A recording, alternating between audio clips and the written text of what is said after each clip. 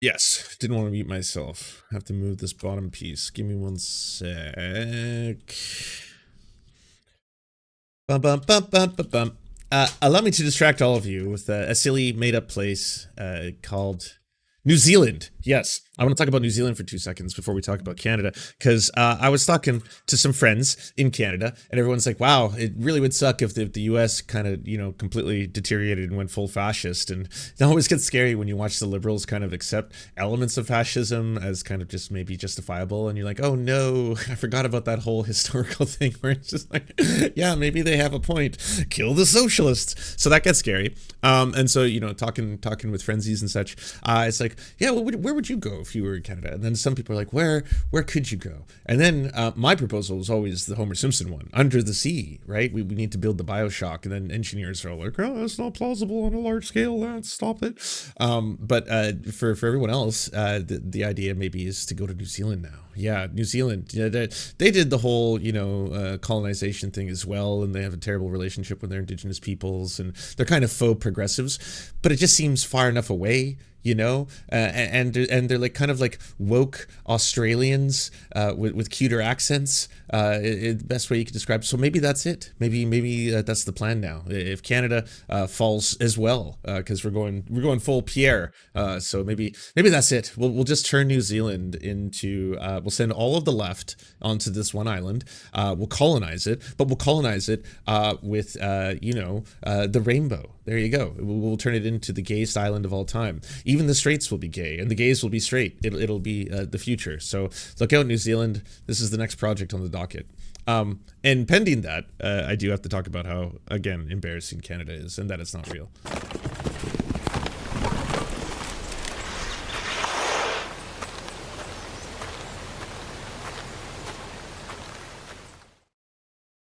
New Zealand is the only place scheduled to benefit from climate change. There it is. It's been decided. It's been decreed.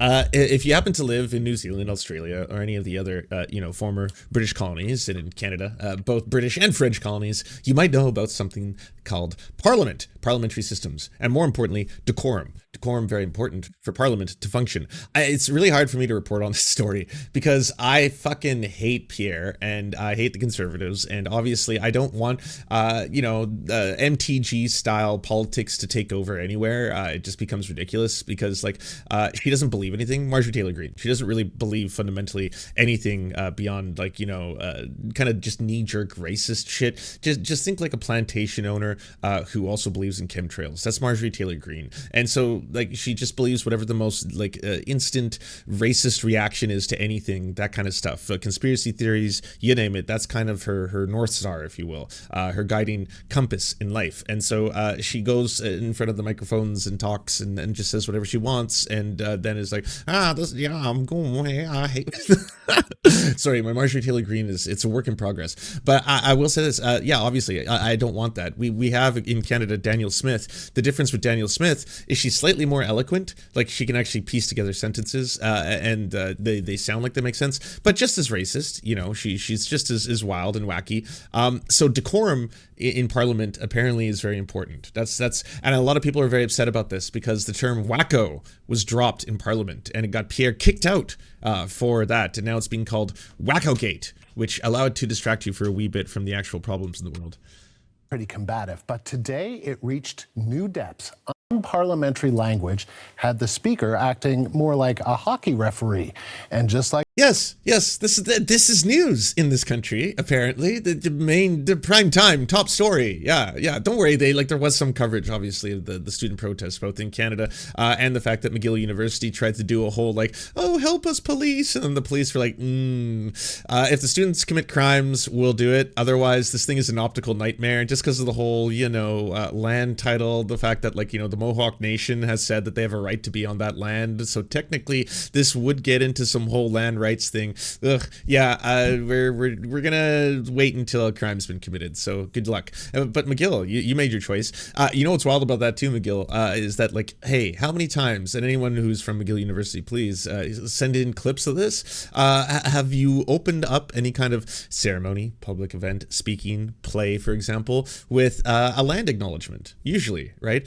We would like to first and foremost acknowledge that we are in the unceded territory of the Mohawk Nation, and because of that, at this moment in time, we would like to acknowledge that we are but guests on their, like, you say all that shit, it doesnn't mean fuck, right? As soon as students, your own students, like, collectively band together and are like, genocide bad, actually, all of a sudden it's like, oh my god, what?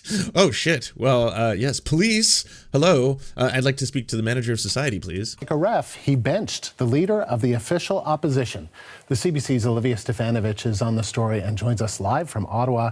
Olivia, I mean, this was really quite something that we have seen, and I don't think we've ever seen. I don't think you're taking this seriously, sir. This is the biggest story, the biggest scandal going on in the country right now. Yeah, sure, there's a whole genocide going on across the globe, but here in Canada, apparently, the leader of the official opposition said the term wacko, and then when he was asked to not say it anymore and to recant, he was asked to recant. Which again, what does that do for anybody? I get that's. It's hard for me to take this seriously because the whole thing's so silly, and I don't really give a fuck about parliamentary procedure, if I'm being frank. And honestly, giving a middle finger to Parliament is almost metal if it wasn't being done by a far right racist ass fascist, right? So hard, tough, really, really difficult. And I know the libs in this country are very upset about this one, though. It's just like, oh, my word, how could he say wacko and then refuse to take it back? And then he even, like, I'll play the clip, but he's even like, okay, fine, I take it back, but I use the term extremist. And they're like, no, you that's not what's being asked of you. Just recant, all right? Take it back, and that's all. It's like, I take it back, but I replace it with extremist. And it's like, you're not being asked to replace it. You don't get to substitute it. Fuck. I gotta show it to y'all if you haven't seen it. The order was lacking. A term that the speaker did not like against the prime minister. Let's take a I like this news this night light. Yeah, I figured we'll start out light, all right? Because once I start showing you the police actually fucking trying to bash in student skulls, you're gonna get probably the way I got. Angry, upset, mad, frustrated, wanting to do something. It really, if you ever worried about radicalizing folk, fuck, show them footage of police fucking attacking students, not attacking war criminals. Like the system is upside down, I tells you. You just sit there and you're like, those are fucking kids. I remember being a fucking college student. Come on, they're doing anything they can to try and stop this. What are you doing? What's wrong with you? Yeah, it looks like it's unsafe. Looks like the college campus is unsafe because a bunch of racist ass fascists are there. Yeah, guess what? It's the police. Whoa, what a surprise. What are they doing? What are they doing to the students? Oh, they're spraying chemicals on them. They're beating the fuck out of them. Yeah, it gets you real mad. Gets you real angry. Really radicalizes people. listen. When will we put an end to this wacko policy by this wacko prime minister? No. I'm going to ask the honourable leader of the opposition to withdraw that term, which is not considered parliamentary. I replace wacko with extremist.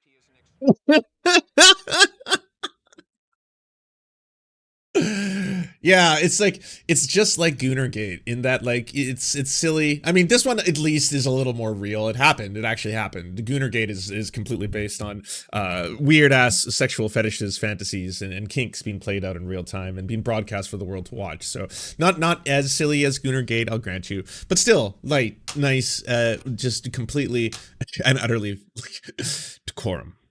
No, that's not becoming of this chamber. Okay. I replace wacko then. I withdraw wacko. I submit extremist. What are we doing here? Like, how much money are you all being paid? Everyone's standing there. Like, what is it? The Speaker of the House? That's got to be at least 150. The Leader of the Opposition, I'm going to guess 200K, maybe more. These are six-figure salaries. You're being paid to stand there. Okay, I withdraw wacko. I submit extreme. So it's that moment in which Poilievre was asked to leave the House of Commons. He wanted to replace the word, as you heard, wacko with extremist in describing the Prime Minister. And because that's unparliamentary language, the Speaker ejected him from the House of Commons, which is not something we've seen before. Poilievre the Speaker did threaten to eject him in the past, but we haven't seen him go this far before. And we have seen, Andrew, as well. All right, I have to look this up because since this is kind of uncharted territory, what exactly is considered unparliamentary language? Parliaments and legislative bodies around the world impose certain rules and standards during debates. Tradition has evolved that there are words or phrases that are deemed inappropriate for use of the legislator while it is in session. In the Westminster system, this is called unparliamentary language, and there are similar rules around the kind of legislative systems. So, for example, if you wanted to be like, we need to ethnically cleanse the savage brutes, those natives. We have to get rid of the Indian problem. So those, because that's a matter of Canadian public record, right? I'm just quoting them. So that was all parliamentary. That was all considered parliamentary language. That was on the up and up. That was like, oh yes, no, that's becoming. Oh, of course, yes, that's befitting of the parliament, yes. But wacko is like, wacko is one of the most historic.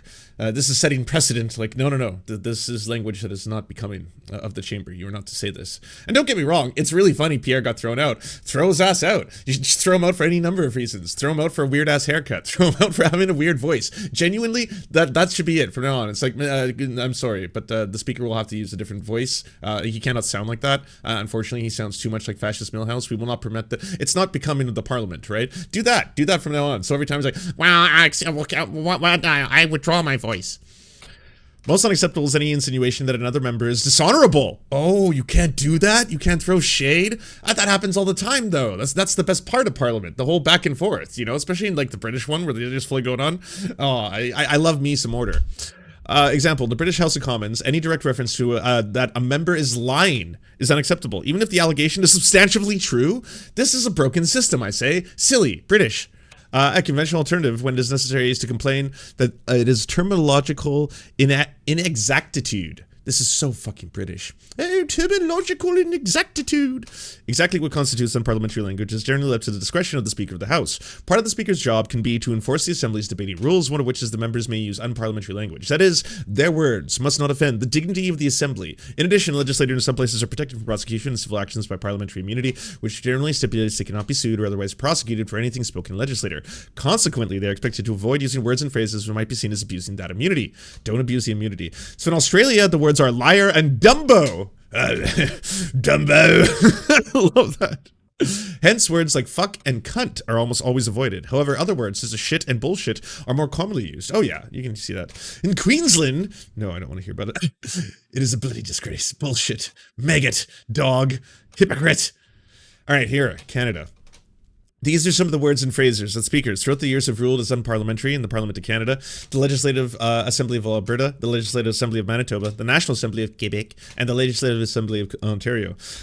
Parliamentary pugilist in 1875. That was enough, eh? A bag of wind? A bag of wind? What? Oh, shit. That's basically what Pierre is. That he is a sentient bag of wind. Well, all right. Inspired by 40 Rod whiskey. I'm going to be careful. Some of these might be racial slurs I don't even know about.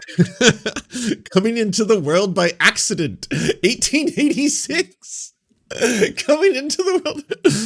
Well, dare I say, you've come into the world by accident. Order! How dare you!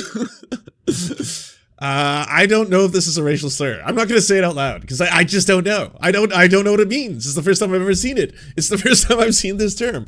I'm not saying it. The political sewer pipe from Carleton County. Damn. Oof. Yeah. You thought that new Kendrick Lamar track was harsh? What about this? The political sewer pipe from Carleton County. Look out, Euphoria.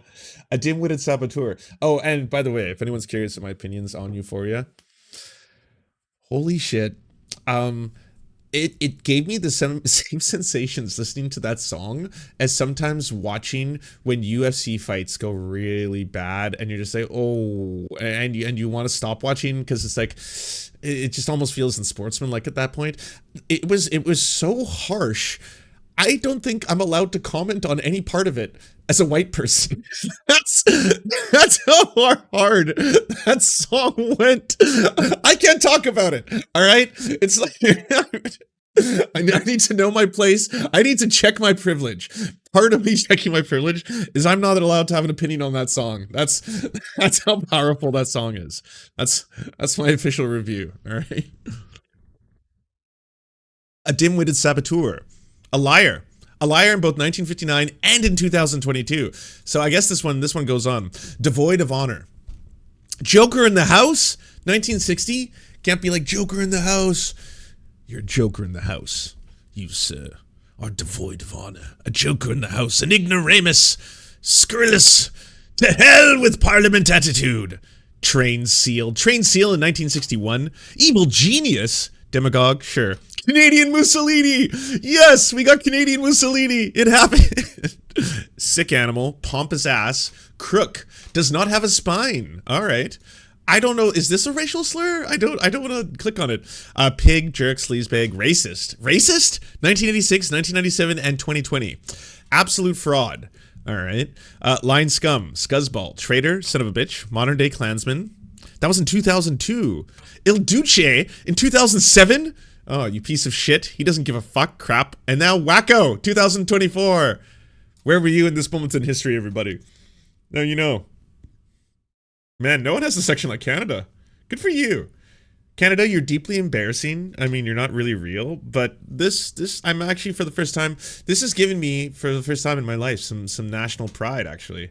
This is way better than part of our heritage or any of those like commercials you used to see on TV in Canada trying to make you into a proud Canadian. This is making me into a proud Canadian right here. You know, this just, you should have cut and pasted this and put it on in schools and hallways, and they're like, oh, okay, all right, I understand this whole nationalism thing. Tension build between the opposition benches and this particular speaker for some time, but it reached a climax today. Greg Fergus, of course, was brought in after Anthony Rota stepped aside, and the Conservatives have accused him on numerous occasions of being impartial, and today just, of course, reached this climax in which the leader of the official opposition was kicked out. Well, I climaxed. Colombians have died of drug overdoses, but he continues to allow those drugs. Right. So here's the things I don't want to actually get lost in this whole silliness of the story, is that this guy's a monster. And what he's doing right now is he's doing a lot of faux populism very successfully. And he's tapped into this genuine, I would say, fear of the opioid crisis in this country. And specifically, he likes to use Vancouver, where I live, and specifically some areas close to where I live, like the downtown east side of Vancouver, to talk about how bad things have gotten. And yes, they've gotten incredibly bad. This is in large part due to the proliferation of cheap opioids into the country, and that's had the same devastating effect as it has in America. Combine that with a built-in, let's just say burgeoning amount of addicts for things like opioids, thanks in due to part Purdue Pharma and all their hard and amazing work. You have a large population of people who are using and are addicted to very hardcore drugs, and that is obviously having a lot of devastating effects on the health and healthcare of the country. And then to blame that on legalization, decriminalization, some kind of harm reduction style program is absurd. It's once again the upside down. It's the exact opposite of what is reality, insofar as the majority of people who are addicts in the streets, they would have been killed or be dead if it wasn't for harm reduction programs such as providing free naloxone to the citizens of the country so that they can potentially save themselves from overdose, or someone like a nurse or someone, a friend or something like that, can help them from overdosing. But you get a guy like this who'll come on there and be like, yeah, that's because of all of this laissez-faire, lax drug laws in Canada, which is just not the case, that you're seeing this terrible crisis. And so it's fucked up that that's what he's talking about. That's going to get lost in the fact that he said the silly word that now has everyone like, oh, okay, it's just a silly word. I checked, blather isn't racist. It means someone who speaks nonsense, and it comes from Scotland in the 17th century. It's never been used as a racial, it just seems racial slurry, you know? I don't even want to say it. I'm worried. Kill the people in our hospitals and on our public transit. When will we put an end to this wacko policy by this wacko Prime Minister? No.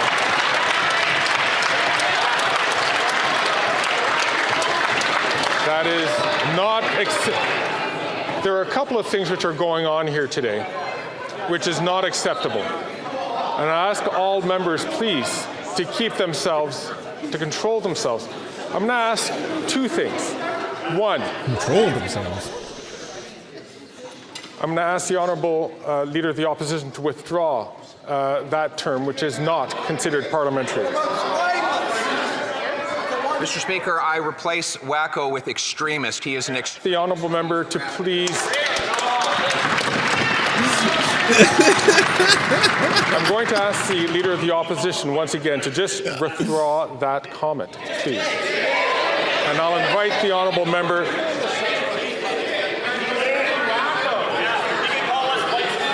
I'm going to ask the Honourable Leader of the Opposition to please withdraw that comment and simply withdraw that comment.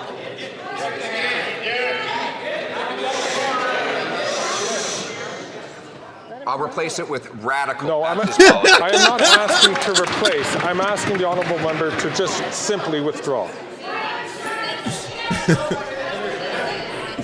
Mr. Speaker, I replace the word wacko with extremist.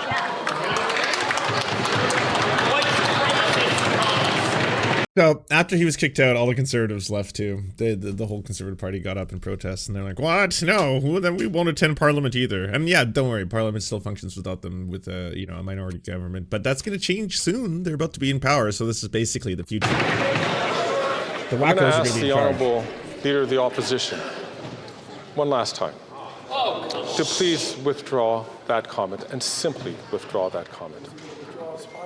I simply withdraw and replace with the aforementioned adjective. Nerd. Evil nerd. Oh my god. I will withdraw and replace with the aforementioned adjective. Rebel with a cause, rage with a machine. Canada, you silly. You silly.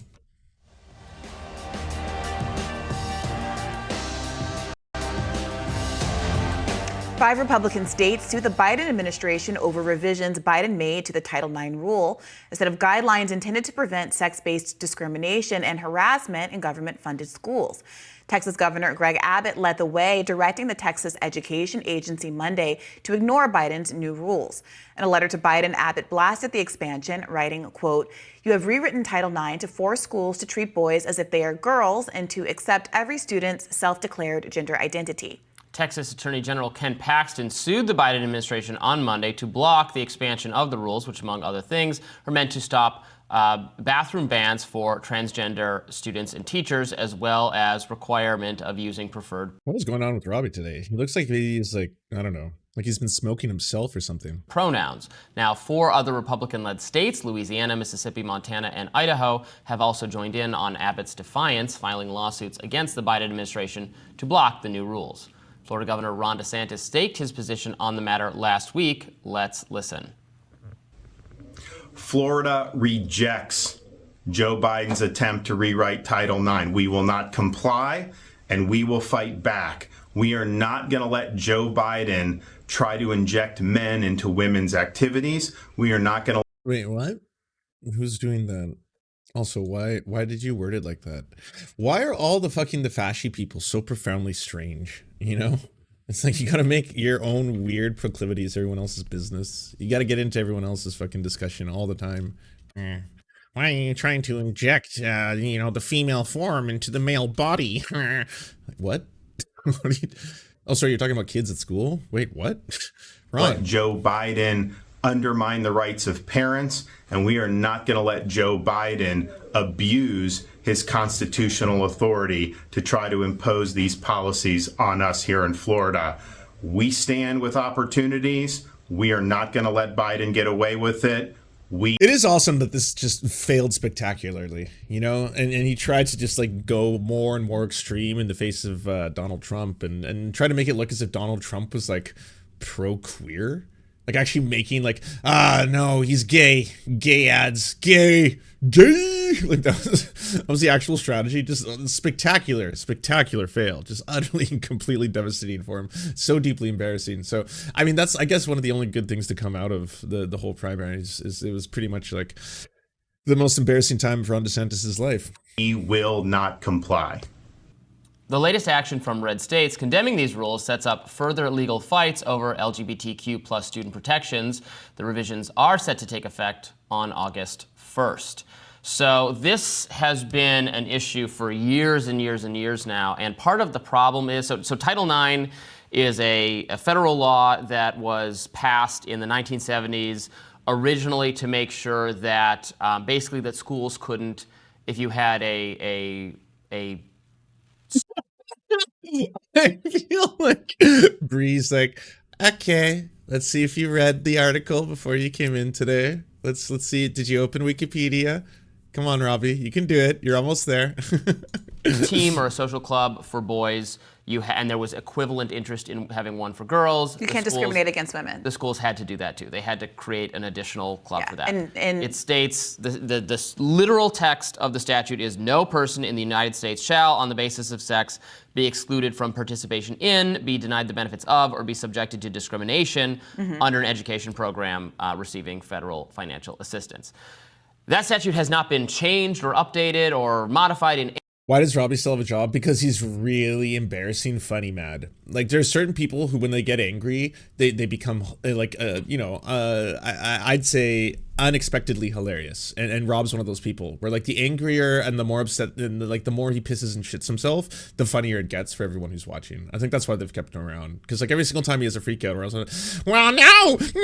You're like, whoa, shit, that's funny. Okay, I get it. Anyway, since the 1970s. So the question is, and the skepticism that, frankly, not just a lot of people on the right, but I think even a lot of due process or free speech organizations have, is that even if you think, some kind of federal law to protect transgender kids or making the bathroom accommodations, those kinds of things for them, was this law ever intended to cover that? Clearly not. And can the statute be read in such a way that these protections can be created out of it? Because this is no lawmaker, no Congress looking at this. These are just bureaucrats, and it changes from every administration saying this is how we interpret this law, which then invites itself to challenge because I think it obviously was never meant to cover that. All right. Legally, Title IX has been interpreted a lot of ways that I think are very much socially acceptable and understood these days, because it was initially read by some people who didn't want to have a more expansive read of whose rights matter and whose rights get protected in the United States of America, wanted it to be as limited as possible, wanted it to be, you literally get a soccer team if the boys have a soccer team, and that's the end of all of it. Now, after decades of experience with the law and decades of litigation, it has been more broadly understood to, for instance, weigh in on questions about whether or not, let's say, a husband of a woman gets certain kind of healthcare benefits and the like that are attached to maternity, for example, whether or not the basis of sex is understandably broad, and when laws are written, they are very frequently read more broadly because of the difficulty of actually advancing legislation. You see this a lot with Second Amendment rights, where the Constitution certainly doesn't say you have a right to have a Uzi in your garage, but Second Amendment advocates read it that way. So this isn't really a textual question. This is an ethical question about what kind of society we want to live in. A well-armed militia, the Trump right administration to bear arms, really narrowed how they were defining what the colleges had to provide to get federal money, and the Biden administration undid those rules. And the key takeaway of this is to say that Title IX also applies to LGBTQ people, that on the basis of sex, you can't discriminate against a man for choosing to engage in what are considered to be women's activities or dressing like a woman or doing anything else, or vice versa. That is a kind of sex discrimination. And if people don't want to do that, they can ignore these rules. That's not what trans people are, though, at all. People can be discriminated against at those colleges, and we can have a broader conversation about whether or not colleges across the country should also be ignoring rules, say, to protect Jewish kids on campus because of allegations of rising anti-Semitism or anything else. But I do think that with the huge problems that are going on in the country, it is very telling that conservatives are focused on the idea of policing how much respect or protection a college should give to trans kids on college campuses. Well, the other component of Title IX guidance, kids on college campuses. The other component of Title IX guidance is that it required under the Obama administration and again under the Biden administration. They interpreted, again, those 20 words I just read you to mean that on college campuses there must be an entire judicial system operating under totally different rules from the normal criminal justice system in order to investigate and punish allegations of sexual harassment and sexual misconduct under standards that, again, many organizations, including the ACLU, had problems with, using a preponderance of the evidence standard, not allowing students access to the charges against them, not allowing them to have a right to scrutinize the people making the allegations, not including right to have an attorney present, all of those things. Again, that was read under this statute, which clearly doesn't, I think it is straight, you say it's not a textual issue, but I think it is clearly straining the literal text to say that it creates this kind of this kind of regime on college campuses is already required under existing law. Yeah, look, and we at administrative agencies they're going to can ignore say it. that Great. They're going to ignore it. Well, yeah, they should ignore it. And the point being, if you want changes to these policies, you need to actually pass a new law. You actually have to do some legislating. No, they won't do that. So also, like, it's so telling every single time Rob talks about these issues. When it gets down to it, ultimately, it's like, okay, so there's rules in place, and it's whether or not I want them to be used or utilized to oppress certain kinds of people. And if it does, well, I don't care if it's these kinds of people, if it's this group. Well, I mean, if they didn't want it to be this way, then change the laws, work on it. Otherwise, yeah, no, I'm okay with this. I want people to suffer. All right, let's watch a little bit of the student protests. All right, we told you about this. New York City Mayor Eric Adams is speaking to reporters after police cleared pro-Palestinian protesters from a building at Columbia University. Just did not fit right. I saw similar indicators from the Black Lives Matters march when it was brought to my attention that there were those who came to the city to disrupt our city. And she was able, through her team, was able to conduct an investigation, and what I feared was actually materialized and actualized by those who were on the ground. And I know that— Oh man, could you imagine if Poilievre, like, not even given an opportunity to speak, but was just allowed to sit in the front row and just like stare directly at him until he made eye contact with her? That would be unreal. There are those who are attempting to say, well, the majority of people may have been students. You don't have to be the majority to influence and co-op an operation. That is what this is about. And so if we want to play the word police, you could do so. I want to play the New York City police, where we're going to protect our city from those who are attempting to do what is happening globally. There is a movement to radicalize young people. And I'm not going to wait until it's done and all of a sudden acknowledge the existence of it. This is a global problem that young people— Okay, so you might be like, what the fuck is he talking about? You don't have to take it from, New York Mayor Eric Adams. You can listen to the President of the United States, who also made a statement in a very similar vein, where he was talking about the students and using terms like, well, I think that I would first and foremost condemn the anti-Semitism that we've heard stories of taking place on campuses. Obviously, I'm very shocked and horrified to hear the term intifada has been used on one of the campuses. And I would ask that everyone please, we do respect the right to peacefully assemble and protest, and it's part of our democracy. While at the same time, we have no tolerance for, violent actors or perhaps even extremists who might be amongst the students. And it's like, you're doing it. You're doing it in real time. It's going to look really, really fucked up and bad if you send a whole bunch of police to beat up a bunch of kids who are unarmed in tents. It's like, so what exactly is their crime? Why did you send in hundreds and hundreds and hundreds of cops? It's like, well, I mean, they were getting loud. We're saying things, and maybe, apparently, I heard a rumor, and then someone did tweet this out, that there was the wife of a terrorist who may have been amongst the students and is radicalizing them. Something. It was just like, loose enough, not too solid a lead, but like, the wife of a terrorist, not a terrorist. That one's a little too, like, we'll just throw you a crumb, right? Tweet deleted now, but I saw that they had these really, really heavy chains, like really aggressive ones, the kinds that only like, maybe not Antifa, not Hezbollah, not Hamas, but somewhere in between would use. The middle ground. Yeah, somewhere in there. Are being influenced by those who are professionals at radicalizing our children. And I'm not going to allow that to happen as the mayor. You know who's radicalizing them? It's you. You, sir. You and every single person who's continuing to try and push this myth and uphold the current systems and structures that we have and pretend like everything's normal. Like it's just business as usual. Like everyone is just going to sit there as Joe Biden goes in front of a camera and talks about how it's in America's interest to help Israel right now.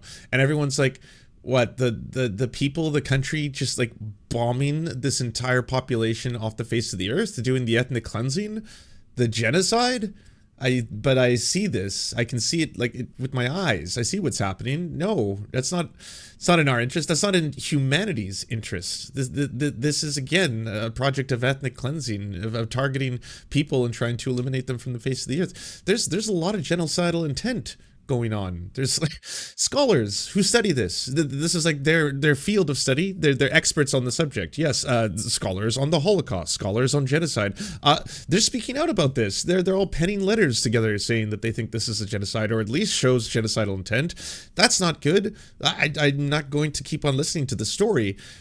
But you're being told the same thing, and it's supposed to be business as usual, and everyone is expecting it to go business as usual. And like, yeah, okay, we're inching now a lot closer to an election than we were earlier, and by we I mean like humanity watching the U.S. and then the fire burn in real time. And still it's business as usual. It's like, yeah, students protesting. Yeah, there's a long history of that. Let's look at the precedent. Let's look at other times students have done this. Yeah, they were also on the right side of history when they were doing that. So much so that it's funny, on the Columbia's official website, they talk about how one of the darkest and lowest moments of their entire institution is how they basically treated Vietnam protesters.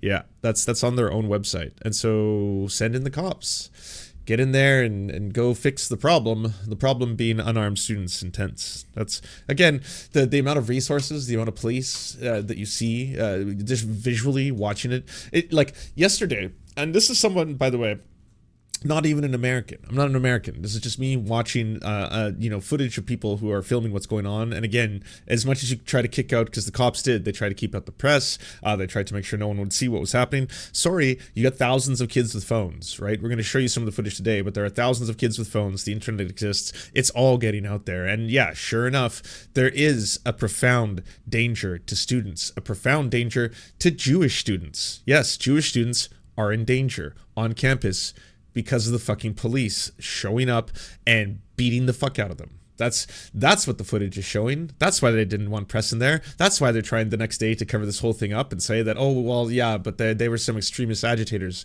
There were, yes, pro-Israeli agitators. Have you seen the footage of the things they've been doing? Everything from saying and using extreme racial slurs towards black people and towards Jewish people, using fireworks, using weaponry, boards, and other things to beat people with, causing violence, destroying public property, all of that. It's again, but there is no surge of police charging at them. It's the upside down of it all. And this doesn't work anymore though. Because again, we all have eyes. I keep hearing TikTok is radicalizing kids. It's the Chinese. They're sending them coded messages and it's happening and the kids are getting... No, everyone just has eyes. If someone is on a camera and it's well-to-do, nice, groomed, hair's proper and sitting there and then the lights are on and it's like... All right, my fellow Americans, it's in your best interest to adhere to the things I'm about to say. And then you look over and you're like, oh, but he's lying. That's not true at all. They aren't doing a good thing. They're doing a terrible thing. This is a genocide. I see the drone footage. Come on. There's areas where there's nothing left anymore. It's not even like, oh yeah, they're really doing their best, the most moral army in the world, giving all this forward knowledge and warning, hey, we're going to be bombing this area and you better get out of there. Hopefully you have somewhere else to go in this very small amount of area where everyone's densely condensed into already. Yeah, there might be a historic reason why it's so densely populated in such a small piece of land, but either way, yeah, and then nothing. If you care about, universities and safety, you should probably mention that all the universities in Gaza have been bombed or destroyed. All of them. Yeah, all of them. Every single one. And thousands of students are dead, too. And again, no one's just going to suddenly break. I can't for the life of me see someone who's seen any of this, has seen it in real time, or like even seen one, dead child's burnt body, just bypassing, like, oh God, yeah, I just close tab or whatever, and accept that this is a moral and just cause. Like, the moral and just cause is doing anything you can to try and stop this. That's what we're supposed to do. Us humans, we're like duty bound, right? We're like, hey, let's make up a set of rules and guidelines that we all agree to. Even if we're fighting each other, even if things are getting real bad, there's still gonna have to be some codes of conduct so that we don't do the bad things, the really bad things, Nazi style stuff. We got to prevent us from ever going down that road again. Because, the whole idea, never again, being that, like, it's not a uniquely Nazi thing, that only Nazis can do Nazi things. Like, they were human beings, as fucked up and horrifying as they were also humans, just like the rest of us. So we can do that stuff. We can do the worst of the worst. So yeah. Philip, thank you so much for the $2. International Workers' Day Solidarity. I appreciate it. Thank you so much. But yeah, never again is supposed to apply to everybody. That's the whole point of it. 300 plus arrested. Students at Columbia University and City University of New York were arrested last night after hundreds of police officers carrying shields and in full riot gear raided Columbia to break up a Gaza solidarity encampment set up almost 2 weeks ago that has inspired similar encampments in over. Look at this.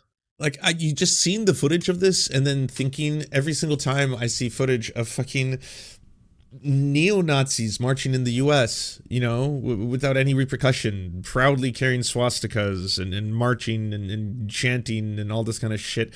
You don't see swarms of fucking cops, coming down on them. And what's happening here? Oh, the unarmed kids in tents. They don't have weapons. No, they're not harming anyone. They're peacefully protesting a genocide. Well, I guess release the hounds. 40 universities across the country, including CUNY. Students at Columbia took over Hamilton Hall a day earlier after the school began suspending students who refused to leave the Gaza Solidarity encampment. Students renamed the building Hinds Hall in honor of Hind Rajab, a 6-year-old Palestinian girl killed by the Israeli military in Gaza. The police raid began after Columbia University President Manoush Shafiq sent a letter to the New York City Police Department calling for the encampment in Hamilton Hall. I was watching the local news and they said if it weren't for someone in the crowd yelling out anti-Semitic phrases, the police might not have had to get involved. And that's why there are so many people doing that. People who, again, I mean, as the Daily Beast reported, were pro-Israeli demonstrators. Pro-Israeli demonstrators chanting, quote, kill the Jews. That was, again, pro-Israeli demonstrators. And if it wasn't for camera, if it wasn't for footage, if it wasn't for eyewitnesses, very quickly people would suddenly try and change the narrative and be like, well, yes, these are deeply anti-Semitic. I mean, I would posit that there is a threat to the safety of Jewish students on campus and that there is a racist group of individuals who could potentially harm them, maybe even hurt them. And you see them on camera right now. There they are. Again, yes, a long history of racism and, institutional racism. You might even say an organization that was formed in order to, better control slaves and prevent slave revolts, the police. So, yeah. To be cleared. She wrote, quote, I have determined that the building occupation, the encampments and related disruptions pose a clear and present danger to persons, property, and the substantial functioning of the university, unquote.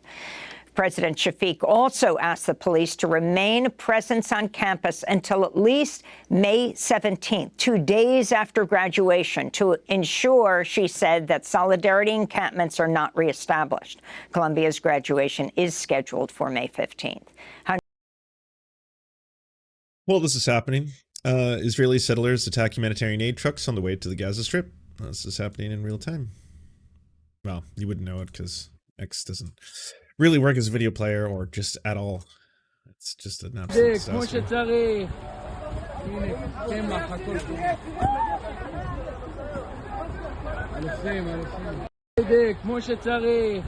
This is like basically one of the only things that, I'd feel safe putting on camera today because, like everyone else, when you scroll through social media or through the news, you start seeing, again, all the corpses and the dead bodies and they just keep on you know, searing themselves into your brain. And yeah, I'm assuming the rest of the world, especially kids who are very politically active and who are very tuned in to what is going on, are seeing that same stuff and are rightfully and justifiably angry and horrified. And the message here is that if you protest this, if you protest ethnic cleansing, if you protest apartheid, if you protest genocide, you're going to be labeled as a violent actor, as an extremist, as a terrorist. And again, we're talking about unarmed, peaceful students, intense. And then this is the result, is fucking... Hundreds of officers entered the campus through the main gates and encircled the encampment inside last night. Police also pulled a truck outside Hamilton Hall, extended a ladder to a second-story window for a stream of officers to climb into the building. Look at this. This is so absurd. It looks like the video game Lemmings. It looks like the level in Lemmings. These are the pieces that you laid down to get them to get into this part. Like, holy fuck. So many police. So many. Like, when you see this kind of footage, you would be like, is America under siege? Is this like a massive terrorist attack that's happening right now? Are multiple parts of the U.S. currently under attack by this organized terrorist plot? And no, actually, it's students. They're just doing like a little peaceful protest. Yeah, unarmed. Totally unarmed. Yeah, just intense, actually. Just camped out intense. Yeah. Yeah, so some people are calling for the National Guard to be sent in right now, which is pretty wild.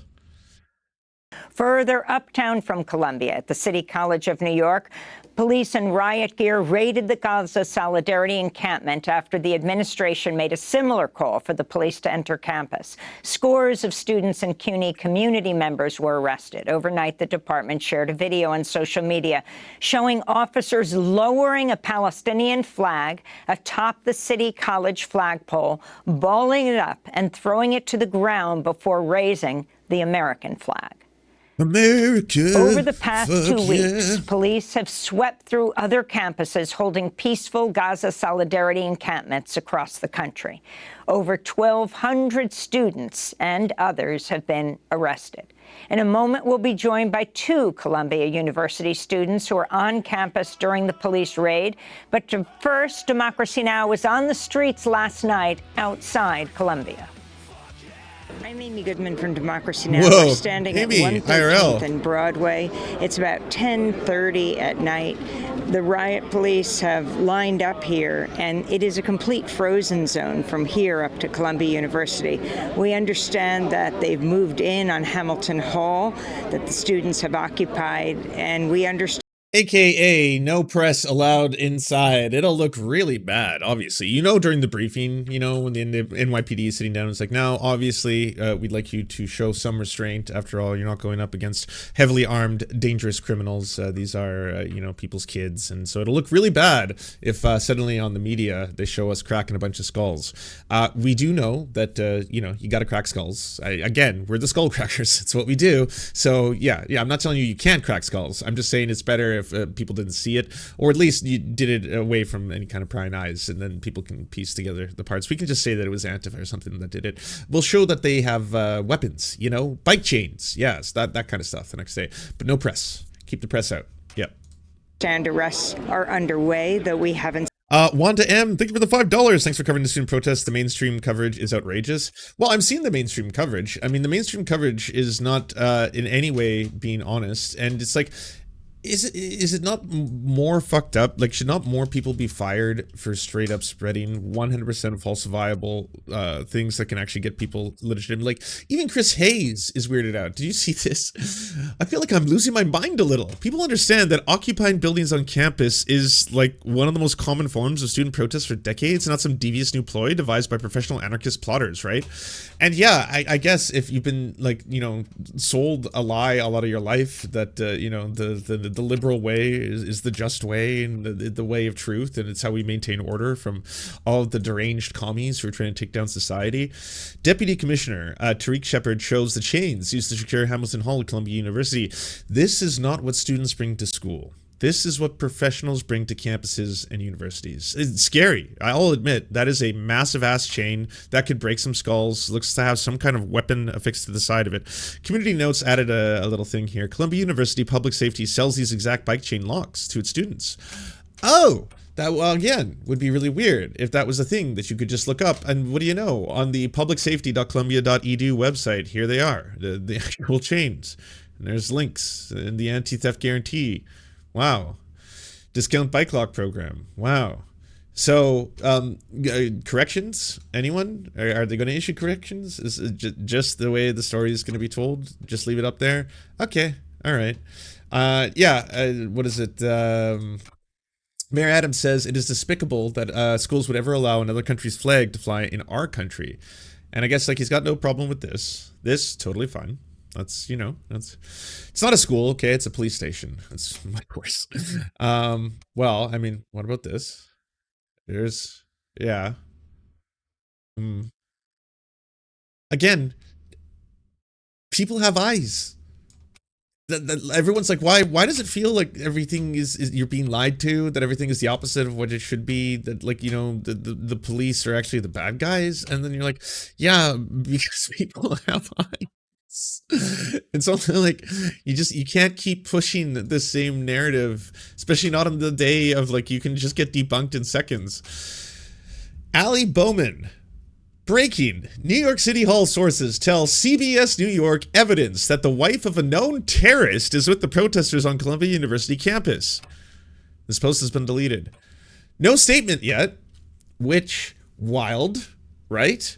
Like, at the very least, if you are a quote-unquote journalist, you should at a certain point be like, unfortunately, I was misled, or unfortunately, my source was not properly vetted, or unfortunately, I need to retract the story, or based on the thing I posted earlier, that was me high as fuck. That was a fever dream, you know? I was smoking some good old DMT, and boom, that's what came out. So I apologize, and it's not real, and it's a lie, and I made it up. Before, you know, it does any kind of damage, or before it's a story that's then sourced and repeated over and over. Well, we're getting not confirmed reports yet, but apparently, allegedly, there are reports from CBS New York that a known terrorist, yes, a known terrorist's wife is amongst the student protesters, maybe organizing and or radicalizing them. And it's like, what? Sorry, is that a confirmed story? It's unconfirmed at this time. There are reports of a local news source reporting on it. We'll get more information on that, but in the meantime, the cops are going in to try and stop these deeply and violent anti-Semitic people. New York Police Deputy Commissioner Rebecca Weiner now says the unidentified wife of a man convicted of terrorism wasn't actually part of the last night's protests. She says the woman was on Columbia campus last week and that we, quote, we have no evidence of any criminal wrongdoing on her part. Again, seems like something you'd want to correct. That's a whole lot of lies in a row, and that's just me in the morning looking up and seeing Matt Binder posted something. What's this? Oh, you know, Alejandra Caraballo posted something else. What's that? And it's like, this is a lie. This is a falsifiable, fabricated lie to justify violence against students, and again, to justify state-sponsored, state-sanctioned violence against kids protesting genocide. Unarmed, no weapons. Yes, Jewish students' lives are now in danger because racists are on campus. They are the police officers on campus. Seen it. There was a group of protesters here, but they say they're going to do jail support. They're going down to one police plaza. Let's see if we can find them and ask them why they're out here.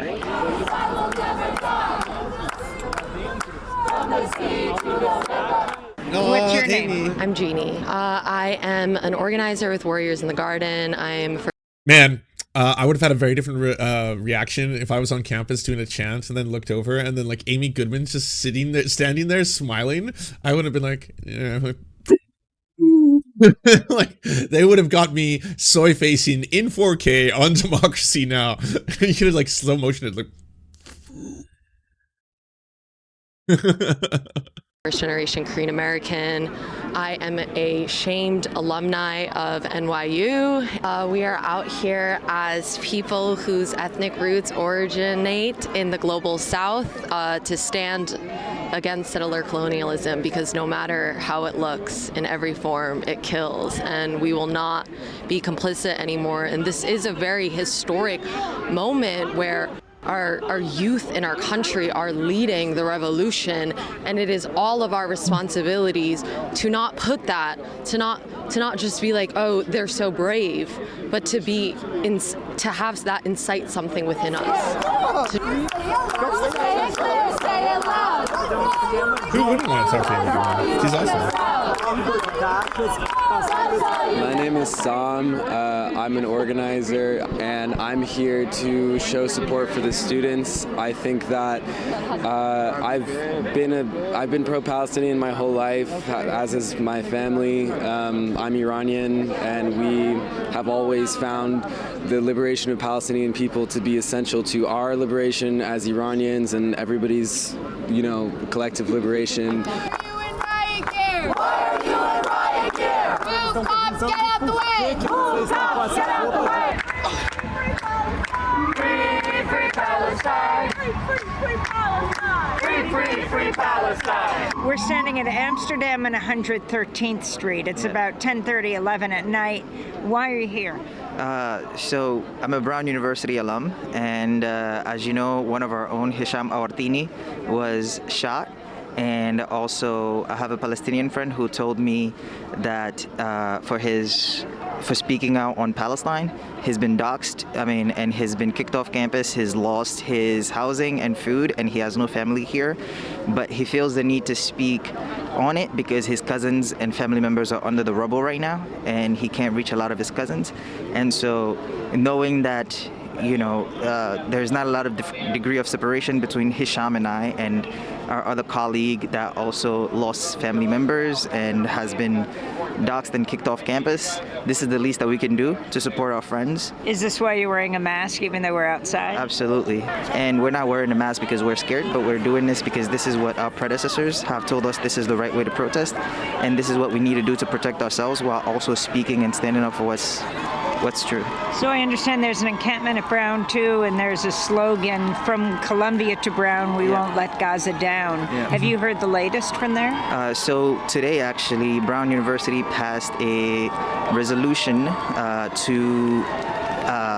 in order to compromise with the students' encampments, that they're going to vote in October on divestment. So I think that's a big victory for the student encampments, for the 41 students who were arrested, and also for the students who were doing the hunger strike, as you may know. So yeah, the agreeing to vote on divestment is a big step for the student organizers, and that's a huge step, and if they can achieve it, that would be a massive victory. I know a lot of people are saying like, oh, what are they actually achieving? And it's like, well, for one, this is a now conversation that is happening. Once again, the eyes of the world concentrating on this dichotomy. Why is it that the police in this position are the ones attacking the students? It just doesn't seem right. It seems fucked up. The kids are peacefully protesting, saying that they don't want to support or have a school that they attend support the military industrial complex and provide weaponry to a country that is committing a genocide. That just in and of itself, like the image of then seeing those same students being met with violence, like you're being sold one narrative, and that is that these are dangerous radicals and extremists, and then you see them and they're literally singing and dancing and chanting, and then you're like, okay, I don't think they're radical extremists. I think they're a bunch of really inspired kids who are trying to do anything they can to stop all the mass murder that's taking place, and a lot of it on their own dime. And so that's I think their cause is righteous, solidarity with all of them, and you can't convince me of the opposite. And then they'll show that to you. The news will have to do all these reports. That's why you're getting the Morning Joes. They're not interviewing any of these students. They're not talking to them. They're interviewing the deputy of police, who can sit there with a giant chain and then be like, this is clearly a sign that extremism has entered. The campuses are overrun by anti-Semitic and racist extremists, and it's like, well, that part is true now because the police are on campus. And yes, I'll agree with you on that. I'm very proud of it, and I think that's the least we can do as alum to support them. We've just spoken to some people who are supporting the students now. The bus of arrested students is coming through. Back up. Are these the buses? The buses are coming up. Please back up. These are Please the arrested students? Please back up. Thank are they you. buses? I'm not sure who's in the buses. I know the buses are leaving. Please back up. Amy on the scene.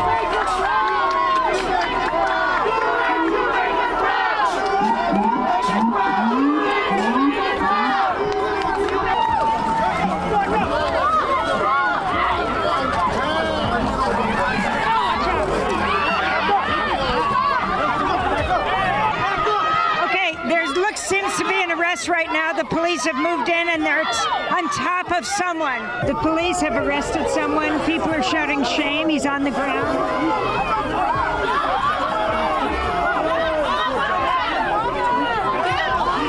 Grand Theft Auto.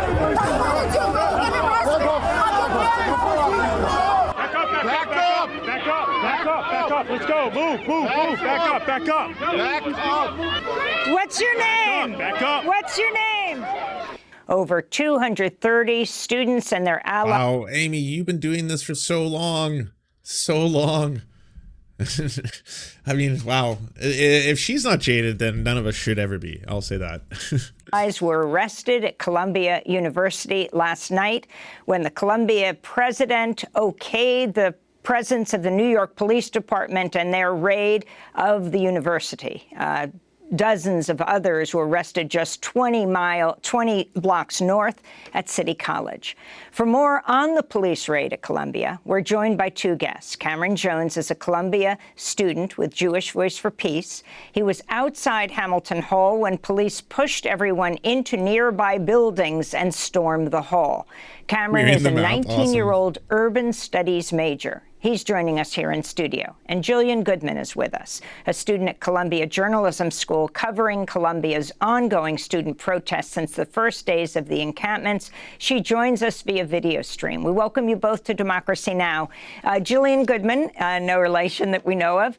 Jillian, why don't you describe what happened on campus? I mean, what's really fascinating here is the Columbia J School, the journalism school, overlooks the police raid. And in fact, Columbia journalism students and other students who were covering this event were told by police they'd be arrested if they didn't stay inside. Jillian, thanks so much for joining us. Yeah. Absolutely happy to be here. See, it doesn't just happen to me. And in fact, the only reason that we were able to have access to campus, many of us in the journalism school, is that we had slept in the building the night before. They had restricted campus to only those students in residential dorms. So the only reason we were able to witness what we were able to witness is because we had stayed in the building. When police arrived, they were extremely efficient in removing all eyewitnesses, including legal observers. Myself and my colleagues at the journalism school were pushed with police batons to our backs and corralled out of the space. So we were not able to witness the arrests head on, but some journalism students were able to remain in the building to overlook the side of Hamilton Hall. But they were extremely clear and efficient that they were not to have any eyewitnesses, including the majority of press, during the time that the arrests were made. And Jillian, was there any warning beforehand or any sense that the arrests were coming? There had been a sense for a few hours as police gathered outside. I would say that no one knew the exact moment they were going to come in, but we knew pretty clearly within about a 30-minute window. I think there was a tremendous sense of trepidation, but also resolve on campus that I saw from a lot of the organizers. We were also served an emergency alert from emergency management that went throughout to all Columbia students, issuing a shelter-in-place warning in the hour before the arrests happened. And so most students were corralled into their dorm by campus safety. And that was our tell that the arrests were imminent. We're also They know this is a PR disaster. The super part is still a PR disaster. Well, I mean, there was no way. I don't know who thought in any capacity that you were going to be able to get away with this by keeping the press out and not having anyone see. Like, I guess, like, you know, the mainstream media, insofar as everything I've seen, is giving this way more generous coverage than they should be. They're not telling how this is very much, you know, violence against students by, again, the police. It's so incredibly clear that the police stood aside and let a pro-Israeli lynch mob run wild at UCLA. They did nothing for 2 hours as violent Zionists assaulted students, launched fireworks into the encampment, and sprayed mace on students.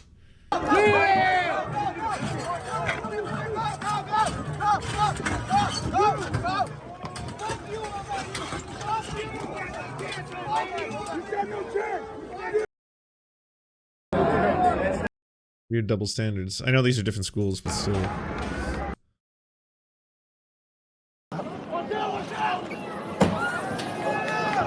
Oh, great. Here comes the cloud.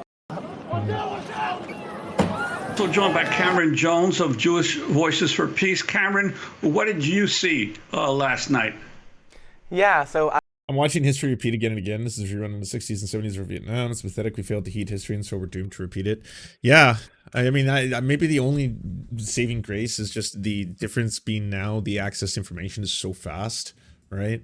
I feel like this is even strikingly different than the reaction was to a lot of what was taking place during the second Iraq War, because I was, politically active during that time, going to protests, trying to protest the U.S. invasion of Iraq, and I do certainly recall that went on for so long, where the pervasive narrative was bought by everybody, liberals and conservatives alike. Both of them were becoming neocons simultaneously, both of them wanting to do pure war hawkish behavior. To be, again, it's not because of imperialism, or it's not because of trying to invade or dominate or attack countries in order to secure resources and try to have some kind of dominant global stability within that region. It's everything to do with the fact that they are, again, just an uncivilized people who are following the words of a fanatical religion, and it's because of that and the radical extremism, which is the reason why they're targeting America.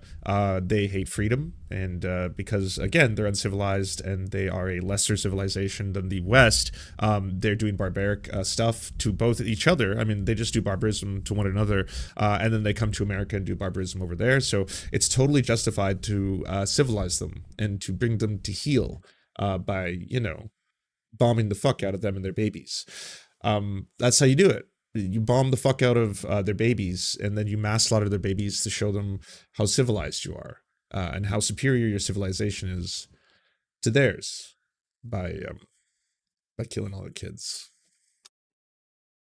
I was also one of the students who was forced into a nearby building once the police arrived on the scene, and it was very clear that the university and the police did not want any witnesses to the police brutality that was going to take place. They even pushed medics and legal observers into nearby buildings, preventing them from doing their jobs. Legal observers. Then we got a slew of footage. Medics, that's a very strong message. You're going to have to wait. Yeah, but don't worry. You will have a lot to do tonight. Just give us some time. We got work to do, then you can do your job. From onlookers that protesters were pushed and shoved, individuals were thrown downstairs, one individual was left on Philip Schwartz, thank you for the $2. You have a right to protest until you don't. Yeah, I mean, and again, in some of these locations, we are talking about blue states, blue mayors, Democrats in power and allowing this to happen. I know there's been this pushback from libs because, I gotta say, so much of modern day American liberalism seems to be about posturing. If you want to just be the most Aaron Rupar of all Aaron Rupars in the room, you got to start talking about how, yeah, I mean, things may look bad, but they will be even worse, infinitely worse. There's always a worse thing. That's always a worse thing. And it's like, yeah, it really seems like an odd time to use your voice for that, of all the things, right? What about I'm revolted, disgusted even? I'm literally ashamed. When you see a whole bunch of dead kids on TV, what goes through your brain to think of starting to draw up one of those fucking trolley problem memes? What in your brain suddenly is like, you know what this moment calls for? This moment's in history. Yes, the forced starvation of hundreds of thousands of children made possible by my taxpayer dollars. That's bad. But I want to show all of you how it could be worse. Here, look at this. It's the trolley problem. See, on this trolley, it's both the elimination and death of Palestinians. They'll be the first, but then after that, gays, because Trump is going to also come for the gays. But in that one, it's just Palestinians. And I guess you could include Palestinian gays as well. But so in this one, only the Palestinians have to die. But in this one, the Palestinians and American gays have to die too. And it's like, you're showing me genocide machines. You have built a genocide machine with variable speed settings. Is what you're showing. Like, when I see this picture, I think, why did you build the genocide machine then? Like, it's like, well, yeah, but it's the thought experiment. You get one of two options. It's supposed to make you think. I think you built a genocide machine. Why did you do that? The lesson in this you should be looking at should be like, this whole thing is fundamentally fucked.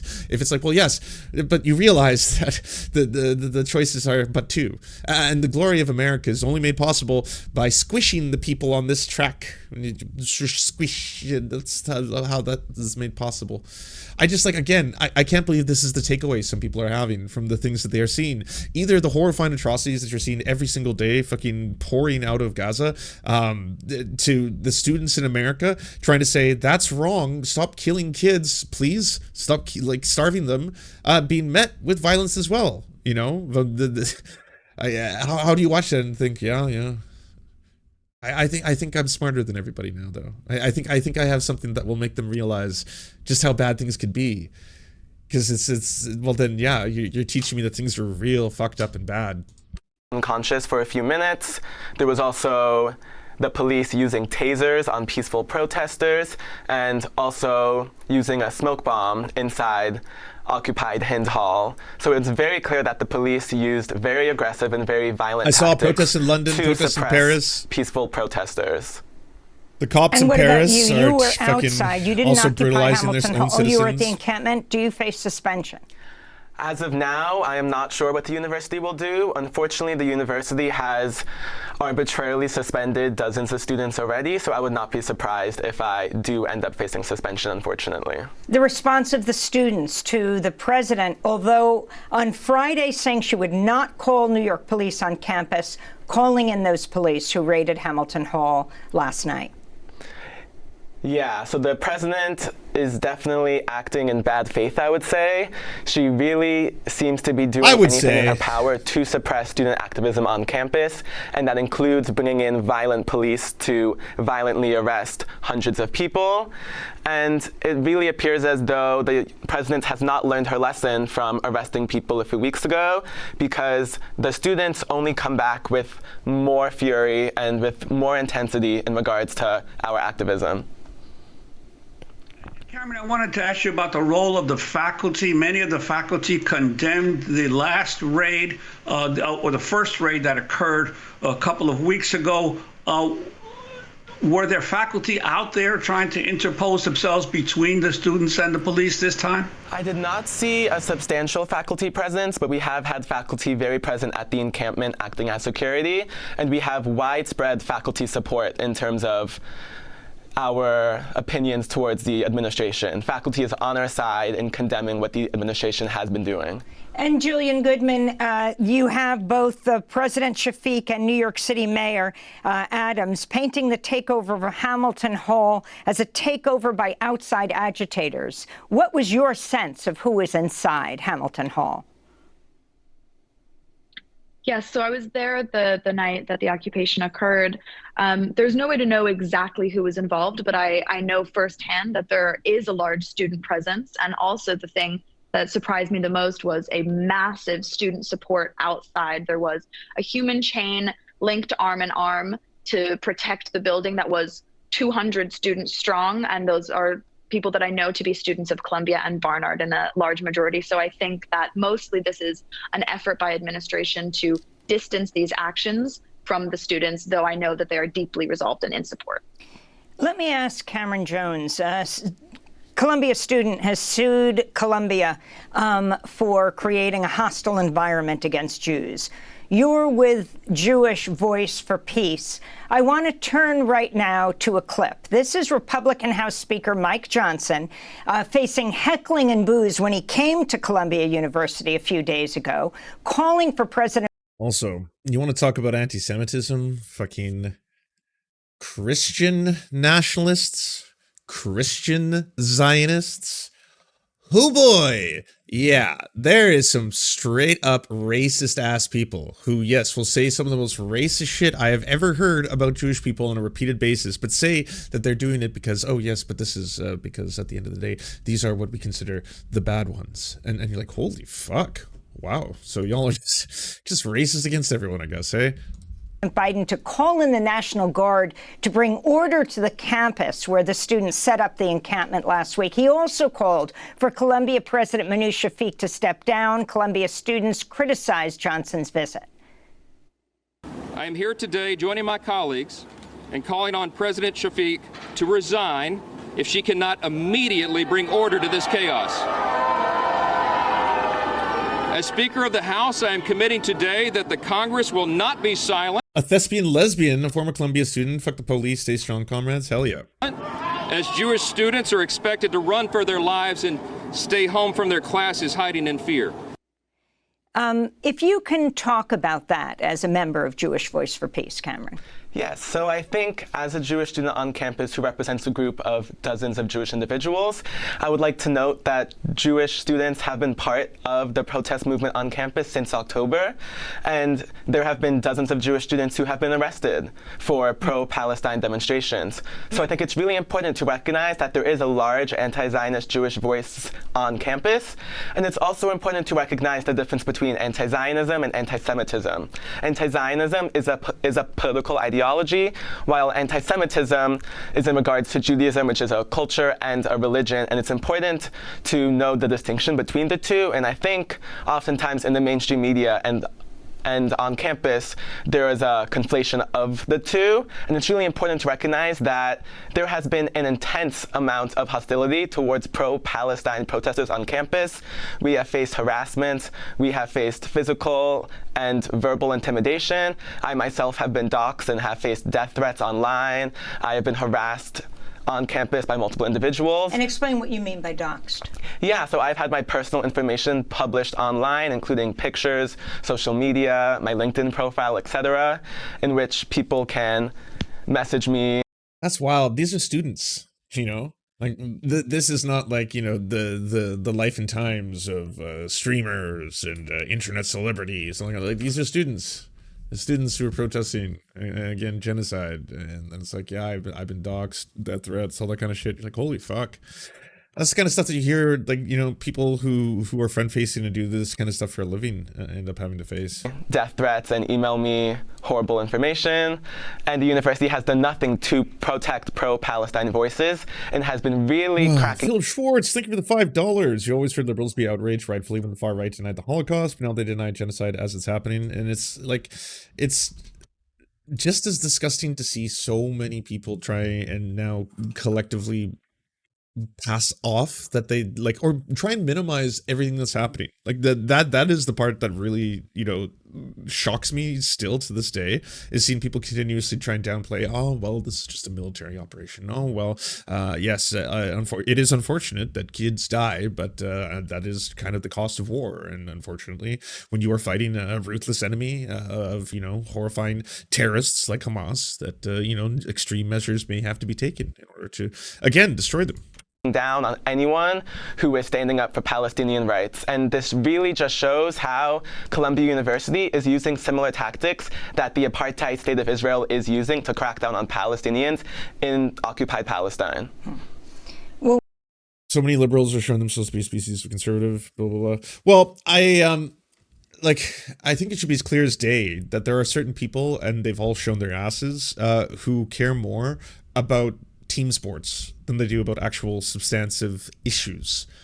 Do you care about, like, humanity? Do you care, like, or to you, is it about if your team's going to win in the next election? That's why a lot of people will be like, oh, I just feel so politically homeless. Well, maybe if you need to see yourself represented perfectly in like an avatar form of a political party, which that's really, really hard to find, especially because we're all very, very complex and different beings, right? But if you have issues that you care deeply about, you know, such as, yes, the apartheid bad, genocide bad, and the cleansing bad, if those are things you care about, then it shouldn't really matter to you which team is providing you that service, right? It should be like, well, I don't want either if they're going to both be on the side of this, though, right? That's ultimately Well, that issue works out for me. I mean, yeah, there's a handful of different issues, and they will vary wildly on those. But on this one, they seem to be both doing the same horrifying thing. We're going to leave it there, but I do want to ask Jillian Goodman, the president of Columbia, the president of Barnard, has already had an overwhelming no confidence vote by the faculty. President of Columbia says she's asked the police to maintain a presence on campus through May 17th, 2 days after graduation. What are you expecting? As we saw yesterday, the campus almost completely shut down. Professors had their IDs canceled. Students couldn't, unless they lived right there on the campus, get in. Yes, I think those actions shattered a sense that there is free and open access to our own resources and our own campus. The ways that they were really effectively able to bar anyone from that. I think there's really profound disappointment and anger coming from Shafiq's decision to retain a police presence on campus, as that has consistently been an ask, I think, from all sides, is to remove the police presence. And that is often what creates a threat and intimidation of violence, much more so than the protests on campus. I watched the police at around 2 a.m. load the encampment into a trash compacting dumpster, and I watched the community guidelines get crushed. And I think that, to me, was the perfect moment of seeing what that effect can be of having that police presence on campus. Jillian Goodman, a Columbia Journalism School student covering Columbia's ongoing student protests since the first days of the encampments, and Cameron Jones, Columbia College student with Jewish Voice for Peace. We thank you so much for being with us. Heroes. Yeah. To the people asking what happens to students who get evicted or kicked out of campus, I think you still have to pay your student loans. I think that doesn't just evaporate. I think, I think it fucks you over in a number of ways. It's certainly a really brave thing to risk a lot of stuff that is going on right now. If you're risking getting kicked out of campus, you're most likely still gonna have to pay your student loans. If you get arrested, you could face criminal charges, and that could make it very, very difficult for the rest of your life. The very serious consequences, and it ain't no joke. So absolutely, solidarity with every single fucking brave student. If you are allowed to enter the campuses and you have the ability to, I would suggest delivering food, goods, things that they're looking for. A lot of the different student encampments have put up what they need or what they're looking from volunteers to submit in terms of like supplies, stuff like that. I'm sure a little pack of hot chocolate or coffee or something goes a really long way. That kind of stuff. Help them out because that's just absolutely wild that they're getting cracked down on the way they are, that they're the bad guys. Like, this is such a massive "are we the baddies" moment going on. Party leaders utterly isolated as college Democrats back campus protests. Each day the Democrats failed to stand united for a permanent ceasefire, two-state solution, and recognition of a Palestinian state. More and more youth find themselves disillusioned with the party. Yep, you're not just losing a couple voters, you're losing like a fucking generation. Progressive lawmakers and rights advocates on Wednesday implored U.S. President Joe Biden and the Democratic Party to listen to young voters who oppose the government's funding of Israel's bombardment of Gaza. Again, it feels to me like Biden is making a choice. He'd rather support Israel, support Benjamin Netanyahu, and support Benjamin Netanyahu's genocidal campaign make it possible. It wouldn't be made possible if it wasn't for the United States. They need all the weapons, all the bombs, all the bullets that are going into babies' faces. Those need to be manufactured, made, and then sold. So yeah, this is a decision. He'd rather have that than risk having a Donald Trump presidency. It's like Donald Trump presidency and I get to help Israel versus potentially beating Trump, but I don't help Israel. I will choose help Israel, help Benjamin Netanyahu, and help get Trump elected. And that's the choice that Biden's making, not everyone else. The college, I'm not an American. I can't vote. I don't have that power. I'm just trying to observe this from a distance. America's the big fucking. They run the show. They're the ones who get to decide all this kind of stuff. They're the most powerful nation, biggest army. America. Fuck yeah, all that kind of stuff. So at the same time, America is the one that is making this all possible. Anonymous. It's fucking awesome. Thanks, Anonymous. I hope it's the Anonymous. If you didn't know, Anonymous now sponsors me, the show, The Serfs. Yeah, I'm sponsored by Anonymous, the infamous hacker group. Thank you so much for the 5 gifted subs. Hey, 5 of you. Thank Anonymous for the 5 gifted subs. But failing to listen to these demands, backed by 77% and 56% of Democratic voters respectively, according to recent polling, Biden risks losing crucial support from the voting bloc that college Democrats have been tasked with engaging for decades. Libs, you know how you're getting real mad and using all of your keyboard warrior time to get mad at the left and leftists and people and youth and people of color. And hey, guess what? A lot of white folk who are fucking pissed off and witnessing the fucking genocide and paying for it on their tax dollars. Don't want to be doing that anymore. Every single time you condescend and decide, this is the moment. Yes, this is that moment that is calling upon me now. I have to take a stand. I have to do something. If you see something or see something, say something. Do something. Don't you know Trump would be worse? Hey, don't you know orange man bad? Yeah, everyone fucking knows Trump would be worse. Biden's the president right now. This is bad. Can we say Biden bad too? Are you allowed to say that? Is anything you say going to always just be like, well, but just so you know, Biden has no power. He's uwu small bean, can't do anything. It's not his fault. It's like, well, even if that's true, even if he has absolutely no power whatsoever, he does have a voice. And he can go in front of a camera and he can say, I stand in solidarity with the students. I stand in solidarity with the protests. I condemn the actions of Benjamin Netanyahu. I'm going to be doing everything in my power now as president of the United States to stop Israel from what it's doing. I think we are duty bound, actually. It's actually something that we've all agreed upon. In international law, we need to put a stop to genocide if it's taking place, not fuel and fund it. So that's what I'm going to do and work towards doing. He could do that. He could do that right now, today. He's not going to because those aren't his beliefs. That's not what he wants. But he could go in front of a camera. He actually, as Donald Trump has shown us, has more access to free commercial airtime than anyone on the planet. Donald Trump's real good at that. He's just like, yeah, I'll go in front of a camera and I'll just talk about the things I want to talk about. And I love it because I'm a big narcissist and I love hearing my own voice. And I'm going to do that. I'm going to film me saying some wacky stuff. You know, that's going to be Donald Trump. So Biden, you could do that any day. Any day. You can just get in front of a camera and start saying, that was kind of bad yesterday, you know, where the 7 kids got murdered in cold blood while they were playing foosball at a refugee camp, no less. That was really fucked up. They all been starved as well. Yeah. So the whole starving stuff, really bad, really bad. Like, the only thing we're getting on the other end is like, hey, have you seen this? Have you seen the port? Have you seen it? Yeah, I saw the Krasen scenes. The Krasen scenes are very proud of that port. It's on its way. It's on its way. They're going to attach the port, and then they're going to be able to bring in more supplies. So the forced starvation will slow a little bit. It's going to slow the starvation down. So it's not going to stop it. The forced starvation will continue, and the means to do the forced starvation will be provided by the good old US of A. They're going to keep giving them the power to do that, because if it wasn't for the United States, they wouldn't be able to do the forced starvation of all the kids. But they're going to slow it by building a port and then shipping in food. And so they're not going to tell Israel to stop. They're not going to make them stop. They could, but instead, they're going to slow the starvation. So, yeah. And the Krasensteins posted that picture, and they're like, does this make you proud to be an American? Yes or no? Because all they do is engagement bait on Twitter in order to get what little crumbs Elon Musk is willing to throw them in any given day. Here you go. There's some crumbs. Here you go. Hey, by the way, if all this depresses you, as it does everybody, again, if it's like, well, fuck, this looks bleak. This is pretty bad. Democrats straight up being like, yeah, we're going to wait and see how this whole cops tackling students in the press works out. It works out in the past, doesn't it? This is, let's see how it goes.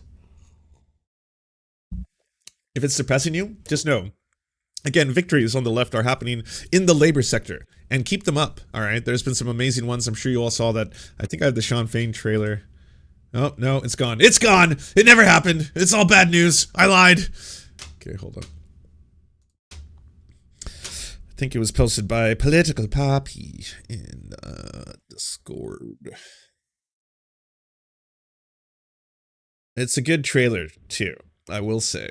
Well, I mean, it's tacky, but there are good things happening. It's Mayday, everyone. That's where victories are, not in the corporate Democrat Party.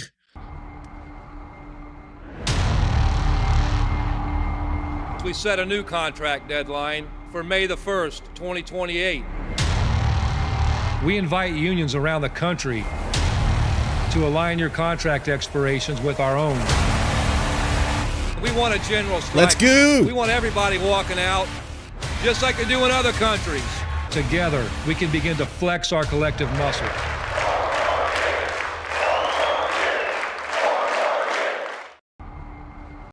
Hell yeah. So that's where you gotta look to find victories and inspiration and all that kind of stuff, because a lot of the stuff you're seeing in the world of politics is depressing and sad and horrifying. Ilhan Omar says GOP call out to put student protesters on terror watch list, insanely dangerous. Put them on a terror watch list, a terror fucking watch list. Oh, it's just like. Is this making the world safer? Is this helping everyone? The Five Nation Longhouse Confederacy of the Kawanake Mohawk people have spoken. They put a notice, which is also put up in the McGill encampment, talking about how the students have a right to protest. They're in solidarity with the protest movement, and McGill does not have a right to enforce police officers upon them. But McGill tried anyway. And luckily, the police were like, oh, we're going to wait until they commit crimes. But I mean, that could change. It can all change very quickly, unfortunately, is what we're showing. Bill Maher slams social justice warriors for caring about Gaza. Then North Korea? What, actually? Okay, sorry, I have to see which Israel does not actually practice. Arabs there vote. They serve in parliament. They sit on the judiciary. Wouldn't you start with this? With the hundreds of millions of women in the world who live under a true apartheid, a gender apartheid of the most brutal kind. I'll wait.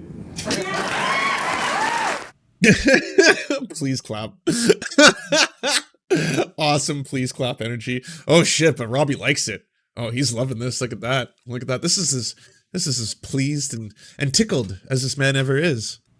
Maher also honed in on the activists focused on this particular cause. Maybe the question that today's protester needs to ask themselves more than the J.K. Rowling defense, like, hey, Bill, no one is on the other side of you should force women to have to dress a certain way. And what you're doing is you're like, you should force women to dress a certain way. You know, you're like, hey, this country is doing something that I think is bad, and we should force them to do something that I think is good. And then that's where it starts to be like, oh, so you're doing the thing then. You want to force someone to do something, but you don't live there. Why are you like, you should go in there and control it? I think people are pretty upset about Gaza specifically and what Israel's doing if they're American, because they make it possible. Because again, they wouldn't be able to do the level of horrifying atrocities that they are able to do if it wasn't for the United States. So people and students who are, you know, going and attending schools that actually directly invest in the Israeli war machine, yeah, it makes sense that students would want to be like, I want you to divest from this. I don't want to be a part of this anymore. And the other is, why do I care so much about this particular cause? North Korea starves its people. China puts them in concentration camps. Myanmar brutalizes the Rohingya. Boko Haram kidnaps. Again, all causes that I've never heard a leftist talk about once, ever. Yeah.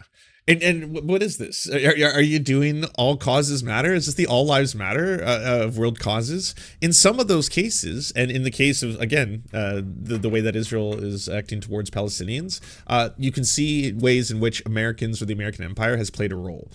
In some of the cases, it's not. It's absolutely, yes, other countries doing fucked up stuff to, in some cases, ethnic minorities within their own borders. That's bad. Yes, it is absolutely bad.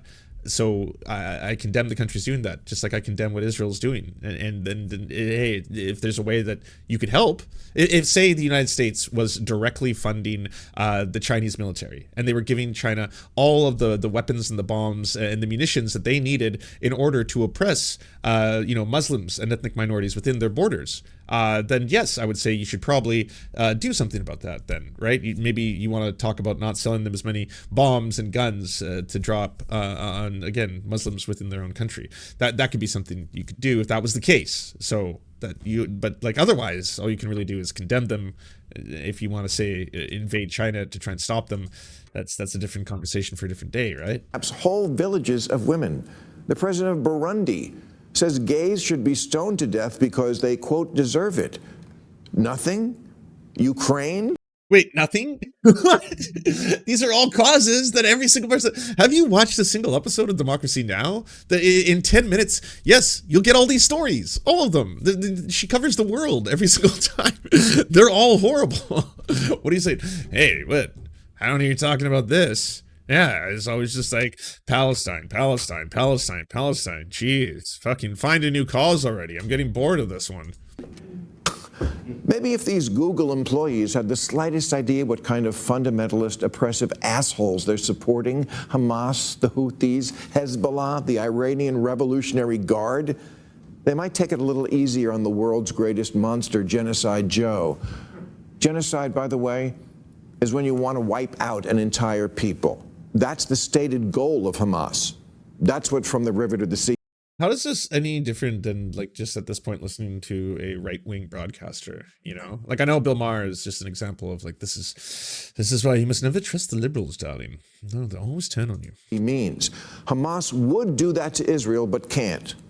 Israel could do that to them but doesn't. Now, here's another perspective from someone almost as erudite as Bill Maher, Columbia University professor Bruce Robin, talking to Fareed Zakaria on CNN. Let's listen.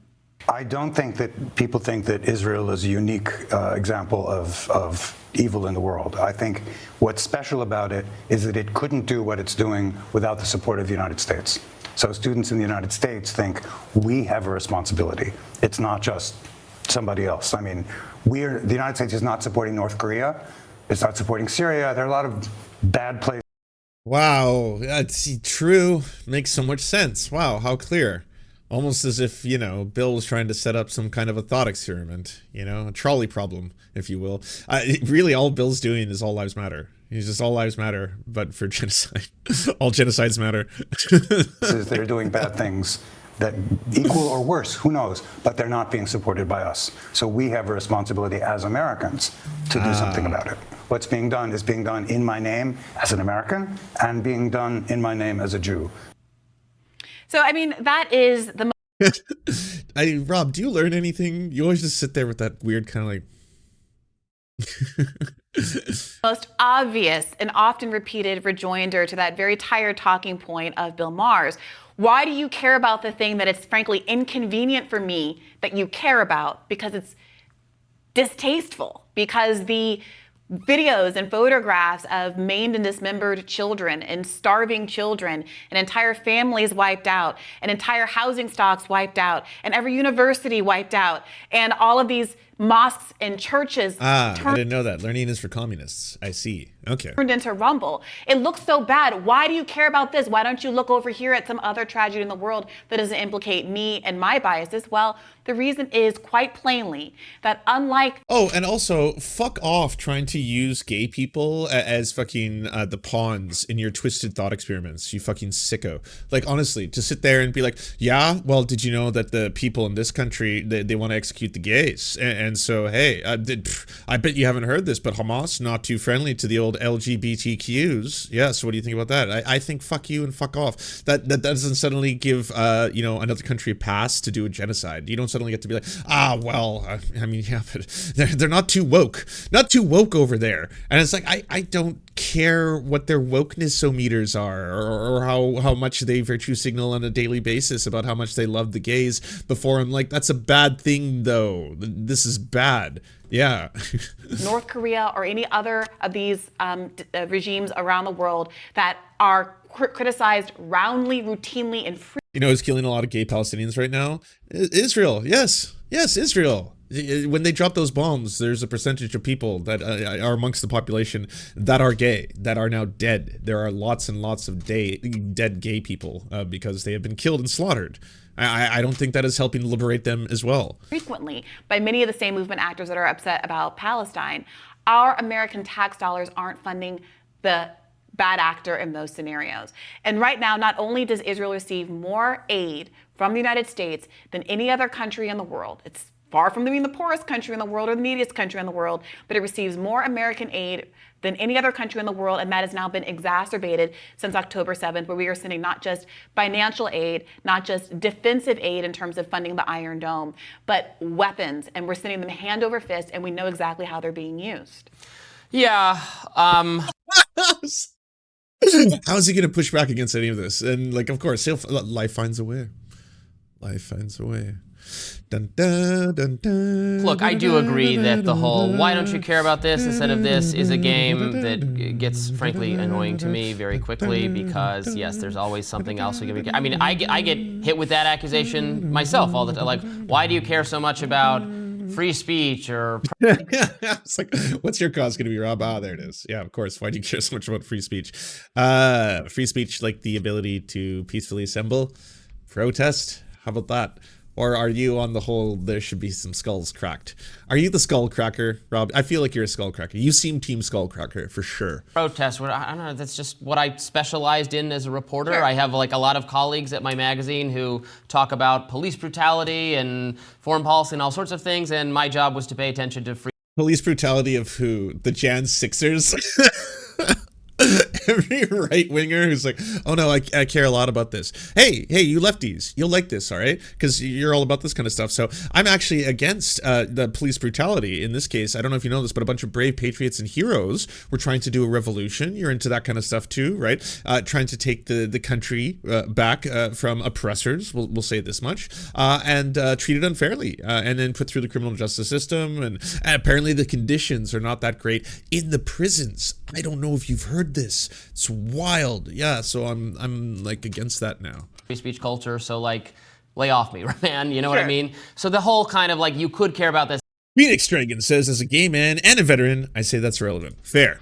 Instead of that, I get. And also, U.S. policy is much more directly involved in what's happening for, for better or for worse, depending on what your view of it is, in Israel than like, just saying something about what did North Biden Korea, say which is famously as Biden said if Israel didn't exist, we'd have to create it. That's how important Israel is to us. That's why we have a special relationship. We can't simultaneously say it's our greatest ally in the world. We have a special relationship. You have all of these New York senators, like the Richie Torreses of the world, saying things like, or who is it? Hakeem Jeffries saying Israel is the sixth borough of New York. Yeah. I mean, that's not what we're saying about North Korea. I think it can be. I think there are cases where corporations or people will do their I'm boycotting X, Y, or Z thing over some. Okay, but you're not boycotting. Like, what's a good example of this? Oh, when I remember when Indiana passed some kind, under Governor Mike Pence at the time, passed some kind of religious. Okay, so you're not going to talk about the topic. Clearly. He says, most people don't form political opinions through deep examination of the issues or reasoning from first principles. It's more like picking some particular fashion label or a way of dressing. You think that's wrong? I think that's absolutely correct. Especially for younger people who face more peer pressure. No, it has been one of the biggest red lines, most dangerous red lines in America, as we're seeing from how the media is weaponizing, it's willing to end TikTok over too many pro-Palestine videos, to come out and be critical of Israel. And the fact that despite all of the media pointing in one direction, all of the red lines pointing in one direction, and that students have still, not just students, most Americans have come to the conclusion that the carnage that we're seeing coming out of Gaza, that almost, depending on your estimate, they've had like a lot of debates about this. I don't know if you're making any in-ground into right-wingers' line of thought on this. I think at best, like, the right is basically trying to say that they want to be more nationalistic and stay out of like the affairs of all countries. Just like, hey, I don't want any money going towards Ukraine. I don't want any money going towards Israel. Just nothing. We are nationalists and we're going to America first, baby. That's like as close as you'll get maybe to but it's not from a perspective of them like legitimately trying to end oppression or and an illegal occupation of another country. It's just 100% because they're just like, hey, let's just concentrate on America first, baby, kind of shit, right? 13 to 17,000. Under any circumstances, I think is a pretty exaggerated statement. The majority of Americans believe that we need to have a ceasefire. They would like to have a ceasefire, right? But then the devil ends up in the details. Which Benjamin Netanyahu well, I would like to have a ceasefire either, but what does that involve? But Benjamin Netanyahu won't support it. This is what I'm trying to say, Robbie. Benjamin Netanyahu will not support a ceasefire because he doesn't want to have to end the violence in Gaza. That's his Hamas condition. will not be. Will Hamas actually abide by a ceasefire, 100%. or will it launch further attacks on Israel 100%. In the future? We could have had. I think the only way to find out is just